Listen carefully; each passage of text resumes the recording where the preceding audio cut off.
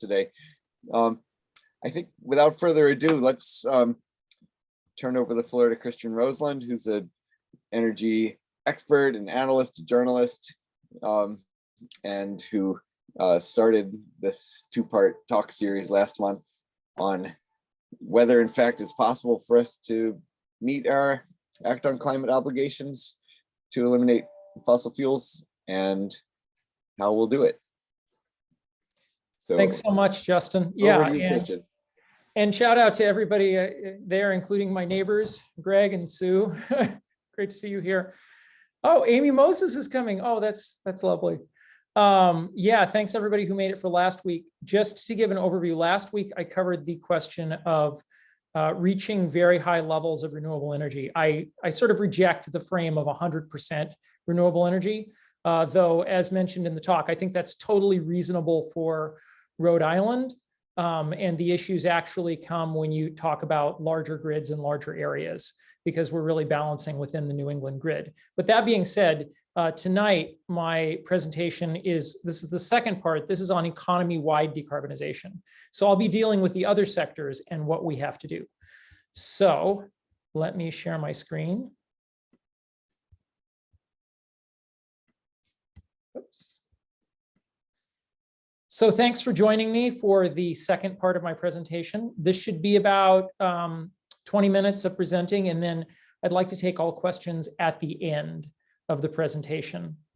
So for those of you who don't already know me and weren't here last week, I spent about 10 years writing about renewable energy for various solar trade publications, including being the founding editor of PV Magazine USA. Since then, I was the editorial director at Rocky Mountain Institute, and I would say that those 2 years that I spent at RMI really inform the part of the talk that I'm giving today in terms of decarbonizing other parts of the economy other than electricity. And today I remain a writer. I do some consulting on policy, including for solar developers, and I recently launched a podcast. So that's me. Today, for part two, we're talking about the challenge of economy-wide decarbonization. And to start with, we need to start with where the greenhouse gases are. Now, this is the Rhode Island Department of Environmental Management's inventory of greenhouse gas emissions in 2017. You'll see here that electricity is not the largest sector, transportation is, with more than a third of all emissions. Also, you'll notice that if you add residential heating and commercial heating together, we have heating making up nearly a quarter of all emissions. And those are the 8 sectors that I'm going to be talking about today, is transportation and beyond heating, the building sector writ large, because those are 2 of our big challenges. If you look, Rhode Island, despite being the birthplace of the Industrial Revolution in the Western Hemisphere, is fairly deindustrialized today. Industry is not a big portion of statewide emissions, about 10%. Waste makes up a smaller portion too, as does the natural gas distribution system, and agriculture is the smallest. I do want to note that I'm unclear on what exactly the assumptions are in this inventory. And this came up because now I'm going to show you a slide that came from a report that came out last week from New York. And this shows you the greenhouse gas inventory in New York. You notice buildings are the big sector, electricity is much smaller, transportation is much smaller.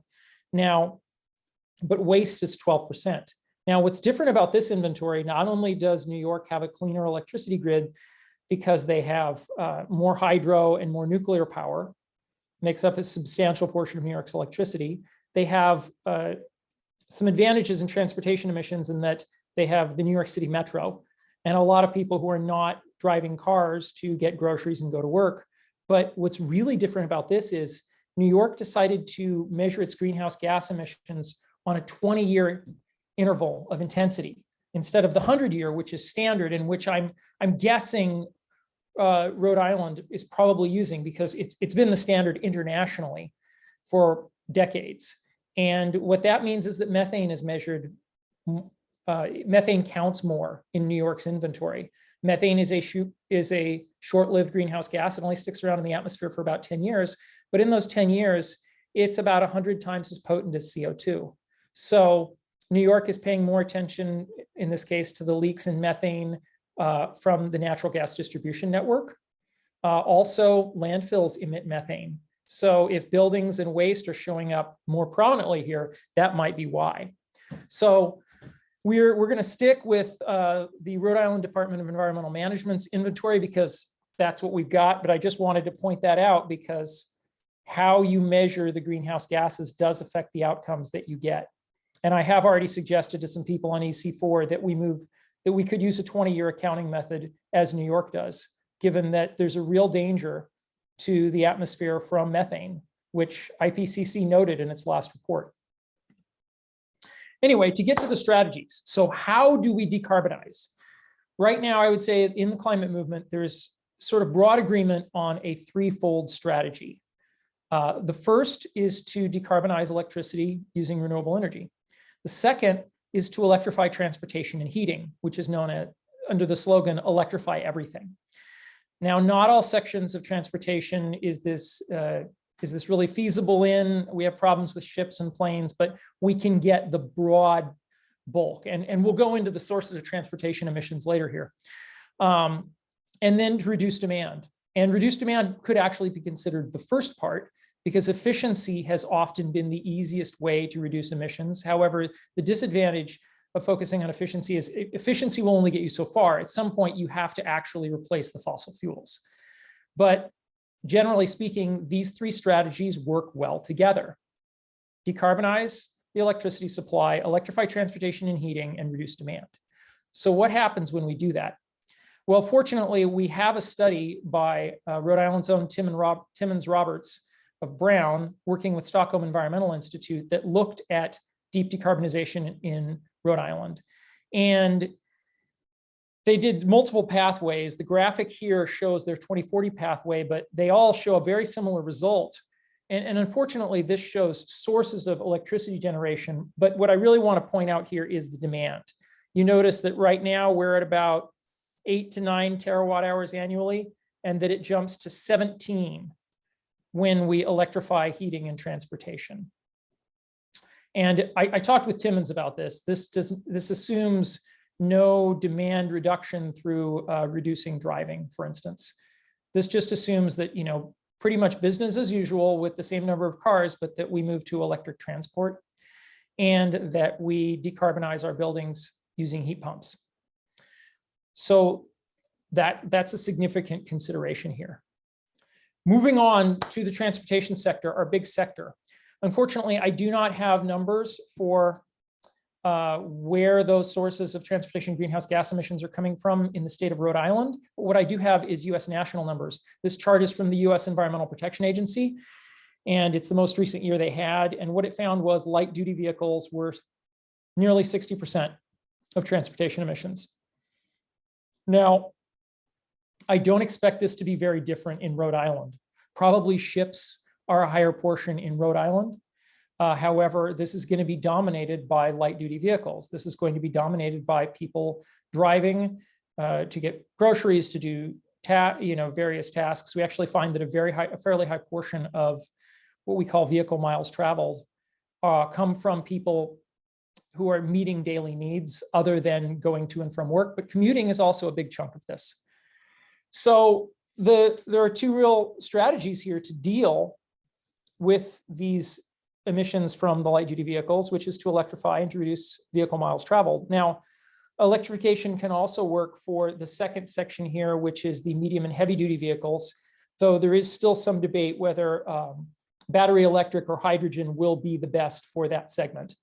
I think batteries have been dominant. You know, that's a bit more complex and arcane, but focusing on the light duty vehicles, it's really about electrification and reducing VMT. Now, why do I emphasize reducing vehicle miles traveled? The reason is that we have a problem if we rely solely on electrification to reduce our transportation emissions. And that is the stock turnover problem. The average car in the United States sticks around for about 13 years between when it leaves the new car lot and when it goes to the scrapyard. So how that translates is we've got 276 million light-duty vehicles on the road in the United States, but we only sell about 17 million each year. So you can imagine it's going to take a long time to turn over that massive stock. And by light-duty vehicles, that's cars, pickups, and SUVs, which it's a slightly different designation than just cars here, because so much of what consumers are buying for personal transport is trucks and SUVs in the United States. We also have relatively low electrification rates. As you see at the chart on the right, in 2020, we were only at 2%. And this include all electric, plug-in hybrids, et cetera. The good news is it looks like this year we're going to be about 4%, about 3% of that being battery electric and another 1% being plug-in hybrid, but that's new car sales. So the thing is, we could get to 100% new car sales being all electric and still have a ton of internal combustion engine cars on the road. And it's going to take us a long time to get to 100% new car sales being electric, even moving at the rate that we're going now. So yeah, what this translates to is in 2020, we only had 0.5% of light duty vehicles on the road were electric in the United States. And from what I've seen, I've had a hard time digging through the Rhode Island statistics, but it appears to be pretty similar. So emissions reductions are going to lag the portion of EV sales. And so we're going to have to do something else. And that something else is reducing vehicle miles traveled. When I was at RMI, we did some modeling on this. And we determined that in order to reach the Paris Agreement targets for the United States, which are about 50% emissions reductions by 2030, incidentally, Act on Climate is 45%, so it's pretty close, it's pretty analogous, that the United States would have to move to 100% EVs in new car sales by 2030, meaning like 50 million EVs on the road, and we'd need to reduce vehicle miles traveled by 20%. And that's not a 50% reduction in transportation. That's just transportation doing its part along with massive decarbonization of electricity. Fortunately, there are a wide range of things we can do to reduce vehicle miles traveled. We can build housing near services. We can expand transit, and we can build bicycle, pedestrian, and micro-mobility infrastructure. Now, I think that Rhode Island has a particularly strong ability to do this because the inner core of metro areas in the state, particularly the Providence metro area, have good bones for reducing vehicle miles traveled. The reason is that, when I look at the census numbers from 1910, before the widespread adoption of the automobile in the United States, both Providence and Central Falls had larger populations than they have today. So the urban fabrics of these areas were built up before the automobile and were built up for other people for people to get around using other forms of transportation. You can see here's a photo from the 1930s or 1940s showing the streetcar network that we had in Providence. That might be fairly difficult to rebuild, but bus rapid transit is not. These rail networks served a significant population of hundreds of thousands of people in the Providence metro area for generations before we had freeways. There are challenges to this, and the biggest challenges that I personally have identified in this work in building low carbon transportation infrastructure is the NIMBY, not in my backyard sentiment of people not wanting to see particularly bike and pedestrian infrastructure. We've had some significant challenges there. But also the current leadership of the Rhode Island Department of Transportation, which has been totally hostile to non-automotive infrastructure in the state and even tried to destroy the South Water Street Trail, which was implemented in Providence, even though that was really none of RIDOT's business. So there are challenges. Moving on. The second significant sector that we have to tackle is buildings.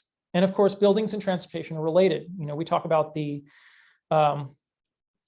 housing transportation nexus here.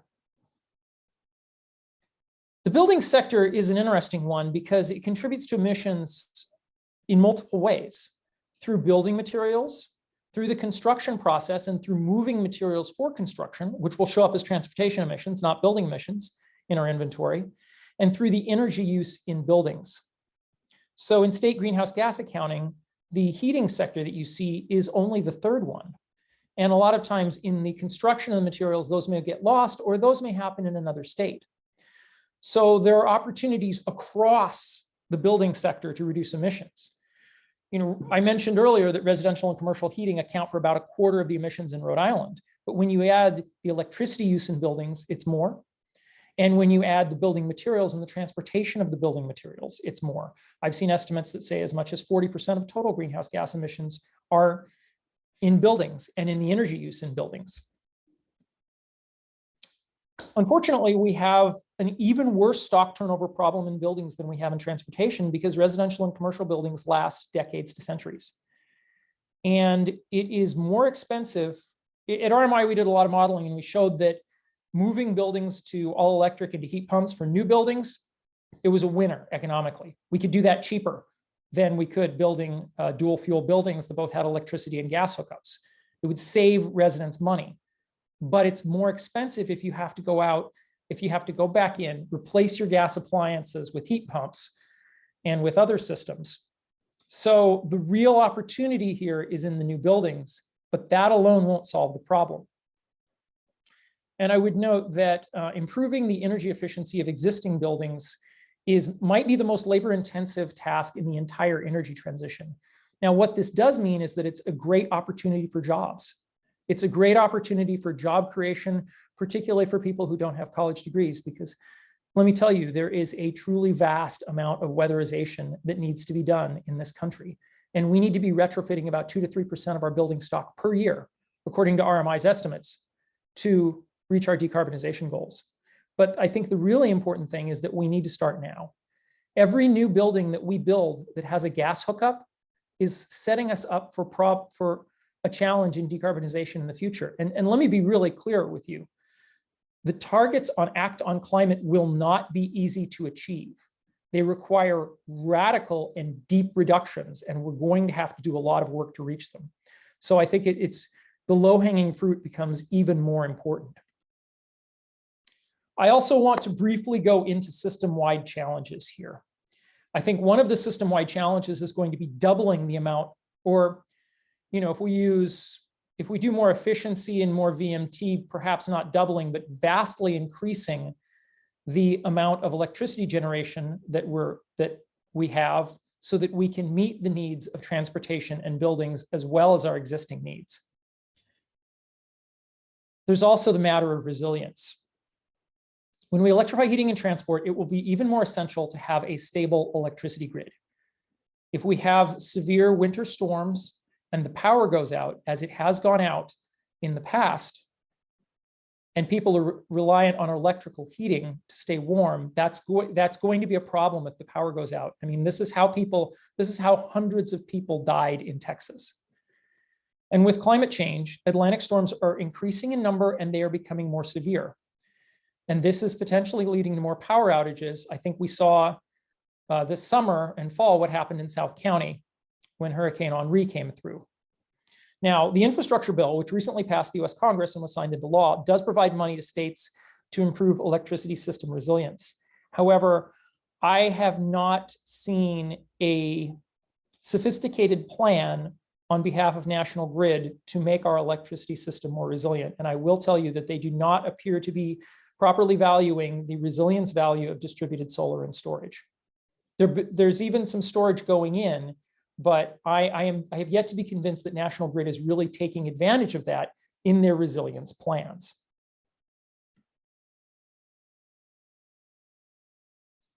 So yeah, 45% reduction in greenhouse gas emissions.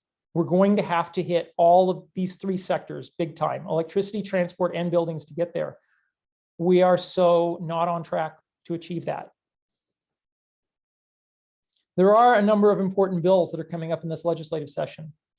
You may have seen the op-ed where Senator Ruggiero, Senate President Ruggiero has said that he mentioned the 100% renewable energy bill that passed the Senate last session. It did not pass the House. I've spoken with Deb Ruggiero, apparently no relation, who's the House sponsor, and she says that she will introduce the bill. We have yet to see if that will be made a priority in the House, because it was not made a priority in the House last session, and so it never came to a vote. There's also the Green Schools program for the state's public schools, which are dilapidated and in terrible shape. And that would be a really good start on retrofitting some public infrastructure and reducing the energy demand there. I'm also going to tell you that I have spoken with legislators who are introducing a mandate for new buildings to be all electric based on similar legislation in New York. This has never been done at the state level in the United States. So Rhode Island could potentially be the first state to do this. We're going to need all of this, and we're going to need more to meet the Act on Climate targets. And this is what happens if we don't. This is what happens to southern New England if all the polar ice melts. New Bedford's gone, the Cape's gone, and Providence is gone. Some of Rhode Island would still remain, but not Newport or most of South County. But we can do this.